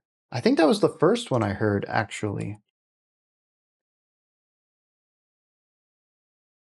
Wait, is Repeater also an album? Because I've heard Blueprint, Waiting Room, and Smallpox Champion. Okay. So I've probably heard something off of Repeater then. Oh wait. Oh my god. That's this album. Ah. The album that I said I feel like I've heard every song from because the album art just like burned into my skull. All phones are vibraphones. So yeah, just totally checking out on this very obvious thing right here.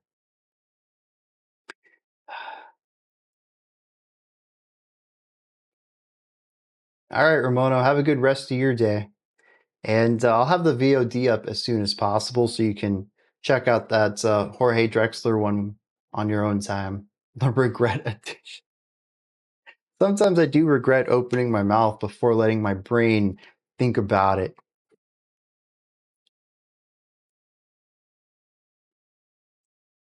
Well, we live with our regrets, don't we? All right, Jorge Drexler is next. We have the track Tamborero. Oh wow, we only have 2 left to go. We're gonna bleed over a little bit past the hour, but actually will probably line up fairly well. All right, comments on this one's from Stringheads. I've already shared a lot of stuff by Drexler before, but haven't really touched upon his Folktronica era. Dude, this is going to be wild. The song in particular falls under the electro candombe genre, fusing Afro-Guayan. I'm not pronouncing that one very well. A popular genre closely related to the carnival with electronic and psychedelic elements. Interesting. I don't really have much of a context for half of those words, so let's just dive in and see what's going on with this one.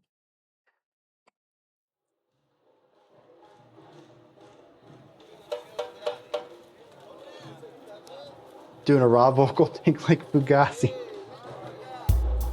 No production, no extra thought, just go and do it.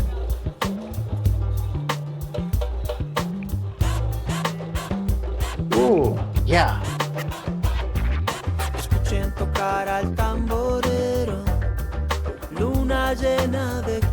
I wonder if Drexler does the sample work, or if that's someone else.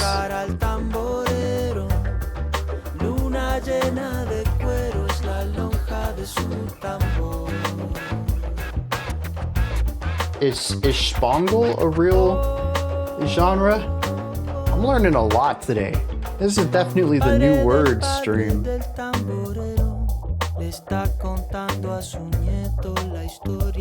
I like the distant percussion in the back. Oh, they're an IDM group. I gotcha.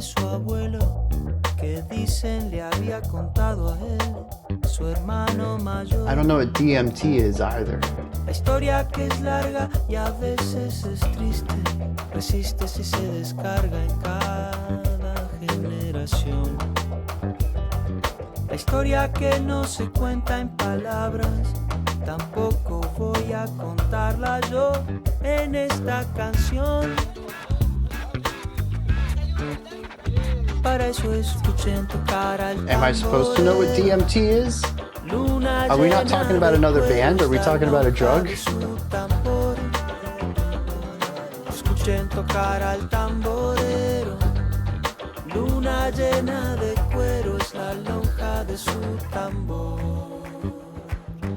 Okay, so we're not talking about a band. See, that's what... When I saw they were inspired by DMT, I thought we were talking about a band that inspired them.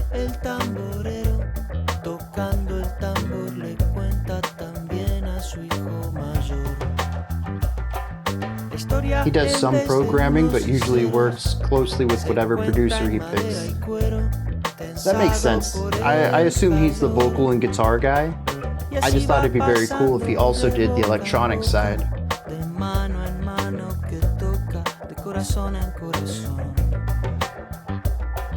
Historia que suena es la del candombe. Y si se preguntan dónde está viva la tradición, escuchen tocar al tamborero. Luna llena de cuero es la lonja de su tambor. Escuchen tocar al tamborero. Luna llena de cuero es la lonja de su tambor. Definitely sounds like a powerful substance. Escuchen tocar al tamborero. Luna llena de cuero es la lonja de su tambor. Escuchen tocar al tamborero. Luna llena de cuero es la lonja de su tambor.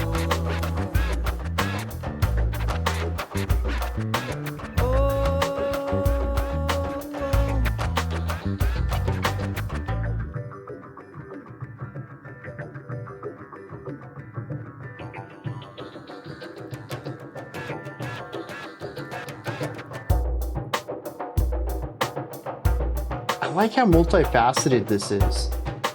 If I were to transpose this to sheet music, it would be a lot of similar ideas just bouncing around between instruments, but actually all these different timbres coming into play that keeps the song moving forward.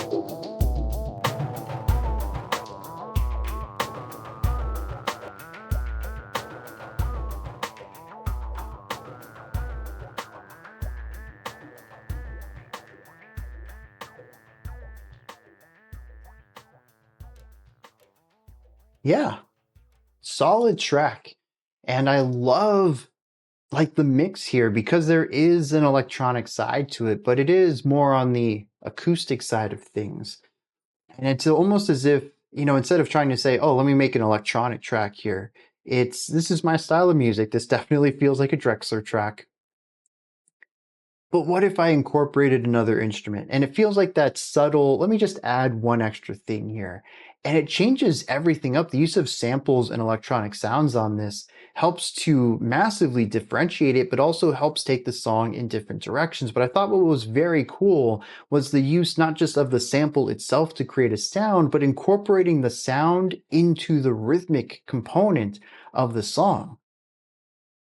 And really bringing that clave element that sits in the background through most of it to a lead instrument, which is the sample.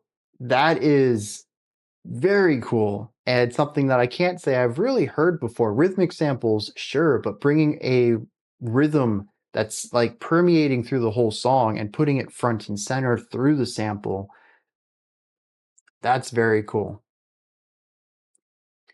So, very chill, very laid back. Love the layers, love the rhythms. I mean, this is just something you can easily just groove to lightly or relax and chill to. I think it matches this rather well. Or it does both of those rather well. And of course, just Jorge's voice. Dude, sounds like an angel. It just has such a smoothness and clarity to his vocals. I don't know what he's saying, but it's always so soothing. No one's talking about the music. That's fine. I'm up here talking about the music. That's good enough, I suppose. Chat can do what they want.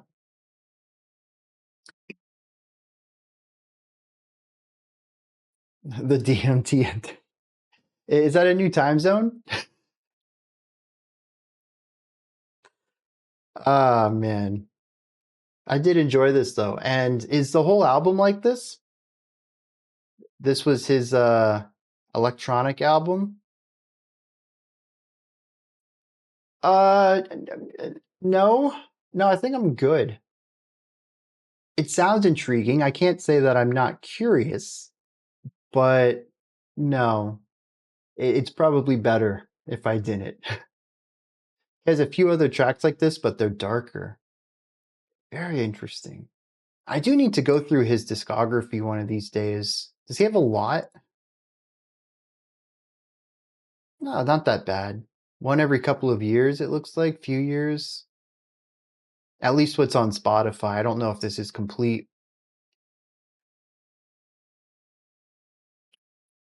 Ayahuasca? No? Ayahuasca? Is that a band, a genre, or a drug? Because honestly, with the way you guys are talking, I'm getting it all confused. There's too much crossover with all these weird names. Someone asked to derail the conversation. Okay, so his whole discography's here. And the cool thing is I recognize a few of these album covers too. So it looks like I've checked out quite a varied grouping of his tracks so far. But I've never heard anything bad from him, so a discography deep dive one of these days sounds like it'll be a joy. All right, Stringhead, have a good rest of your day.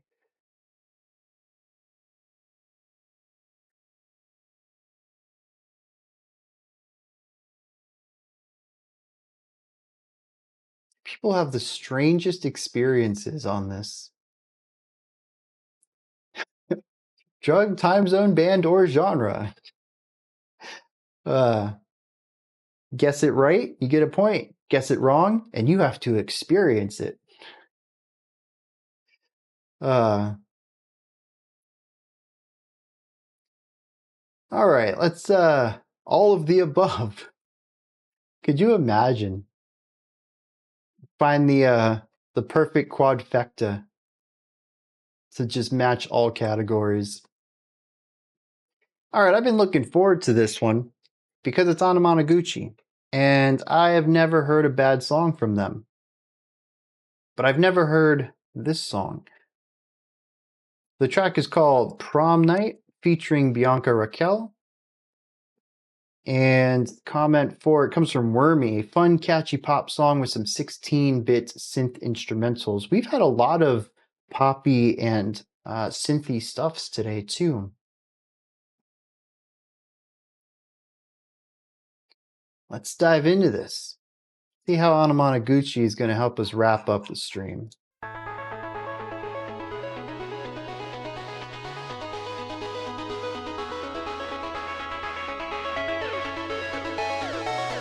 Yeah.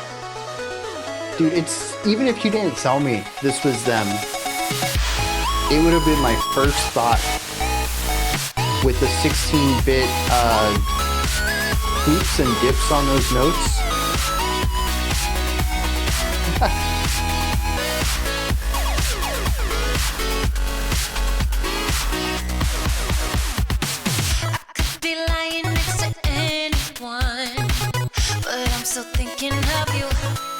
Why does that just look like Crocodile?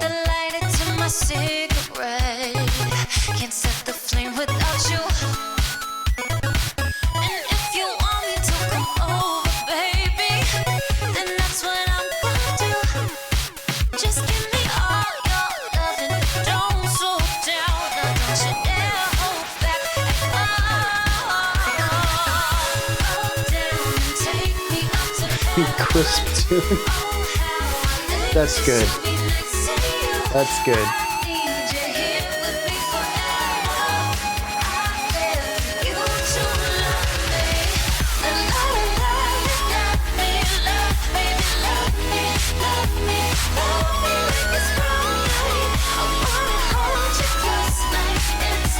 I'm gonna say, I really like Bianca's vocals. I think they're gorgeous. I think I like Anamanaguchi instrumental though. I think I'd prefer this without the vocals.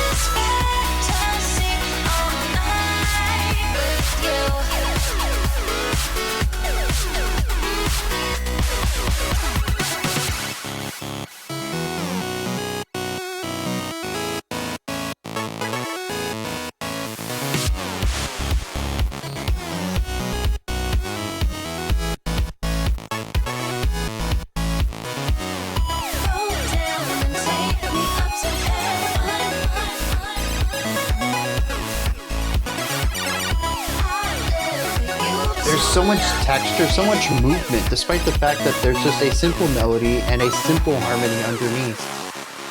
It's all the textures, it's the swoops, I don't know what you call them.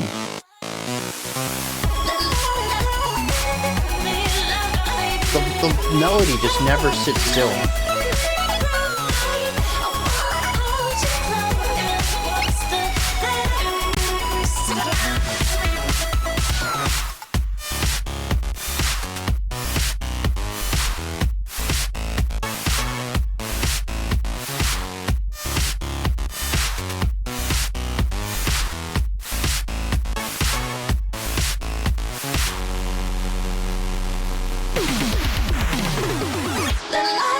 So much nostalgia for drum sounds like that.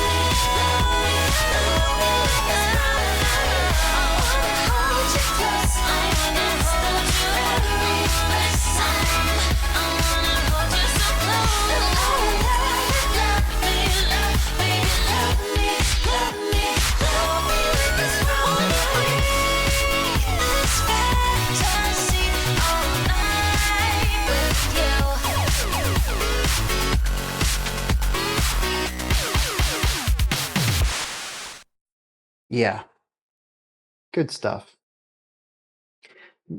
Honestly, exactly what I expected from Anamanaguchi. Catchy ideas, lots of, why can't I think of what they're called? Very swoopy music. You can hear that in like all of their music, but simple. You have your drum beat, you have your chord progression, you have your melody. It's just like there's super textured ideas within that. Nostalgia for pirated games. Dude, I wish somebody would put together some of those old crack programs, the music that would play alongside them. just for historical purpose, preservation of arts. And also because a lot of them are straight bops. Good stuff. Oscillating. I think that's a good electronic term for it. I'm trying to think more of a traditional musical term. I can't for some reason. Brian wants the crack. Oh, jeez. How would I know? I don't know, man. How would I know? I'm sure you can find it somewhere. Plus, they still actually do this. They do. Interesting. Geez. The funny thing is, people have 3D printed cars now. Those ads from the 90s, they didn't even know what the future would bring. We do download cars in a sense. But yeah, this is just solid pop stuff. Like I said, though, I do like Bianca. I think her voice sounds great. It just doesn't, I don't know. I think it's something about the pop vocals with the chip tune. It's just, it feels like the aesthetic gets lost a little bit. I just want that pure chip tune sound. Nothing against Bianca's vocals. They're just not what I want. But otherwise, just very nostalgic sound for me. Very comfortable. Bright, bouncy, poppy stuff. I dig it. I've been a fan of theirs ever since I played, what game was it where I learned about them? I don't know, some game from the 2000s. And they made the soundtrack for it, and I just fell in love. And I was like, I need to get more of this.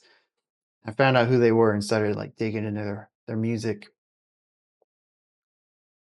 I don't know what game that was though. Anyways, I guess that about wraps it up. We just spent 2 hours exploring my favorite drug, that being music, sonic arts. This is the stuff that gets me high and also gets me low at times. It's certainly unexpected. It can take you anywhere. It can also take you on journeys, on trips, can expand the mind. Music is magic. Music is amazing. All right, that's going to wrap it up for today. I hope you all enjoyed this live stream. Chat was interesting. Conversation was interesting today. Some nice derailments, a very wild start and a wild end, both of which Youth Worship Explosion was a part of. I'm seeing a trend there. I'll have early access up for patrons soon. I'll have this VOD up for everyone soon also. 5 o'clock is my deadline for both of those, but I try to get them out early so I just don't have to worry about it. Polls will be up tomorrow for patrons. We will have 2 polls, like the good old days. And for everyone else, tomorrow we kick off next week. It's not going to be a new theme. We're just going to continue on with emotional resonance, since we had a lot of requests in that theme, and I was actually quite enjoying myself. And we found some great tracks last week. I want to explore more of those. So we'll continue on with that this week. All right. Everyone, have a fantastic rest of your day. I'm just now reading what is left here. Oscillations, electronic evocations of sound, spinning, magnetic fluctuations. Wow. All right. Y'all have a fantastic rest of your day. I'll catch you later.